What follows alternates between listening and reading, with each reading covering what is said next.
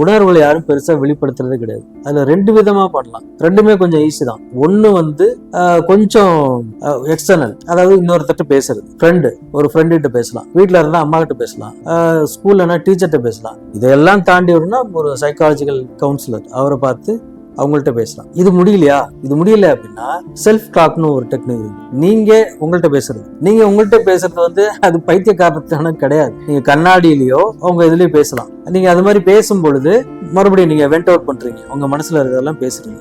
இந்த இடத்துல இன்னொருத்தரோட இது இல்லை, இன்னொருத்தர் ஃப்ரெண்டுகிட்ட சொல்லி அவங்க கஷ்டத்தை சொல்லி அவங்க யார்கிட்டயா சொல்லிடுவீங்க அப்படிங்கிறது தேவையில்லை. ஃப்ரெண்டுங்கிறவங்க புரிஞ்சுக்குவாங்க, யார்கிட்ட சொல்ல மாட்டாங்க, மேக்ஸிமம் ஹெல்ப் பண்ண தான் பார்ப்பாங்க. அதனால ஃப்ரெண்டுகிட்ட பேசலாம். இல்லை அப்படின்னா இன்னொரு டெக்னிக் இருக்கு, இது பேர் வந்து எம்டி சேர் டெக்னிக். எம்டி சேர் டெக்னிக் அப்படின்னா ஒரு 2 சேரை போட்டுக்கணும். இந்த 2 சேரை போட்டுக்கிட்டு ஒரு சேர்ல வந்து நீங்க உட்காந்துட்டு யார்கிட்ட பேசணுமோ அவங்கள்ட்ட நீங்க பேசணுங்கிற கருத்தெல்லாம் பேசலாம். அதுக்கப்புறம் அந்த சேர்ல உட்காந்து அவங்க என்ன நினைக்கிறாங்க அப்படிங்கறத திருப்பி பேசலாம். இப்படி பேசும் பொழுது இந்த இடத்துல வந்து நீங்க இந்த put your leg into other ஷூஸ்னுவாங்கல்ல, அது மாதிரி அவங்களுடைய கோணம் என்ன இருக்கு, அவங்களுடைய இது என்ன இருக்கு, அது வந்து புரியும். நீங்க அது புரிஞ்சுட்டா அப்புறம் உங்களுக்கு தானா மாற்றம் வரும் இல்லையா?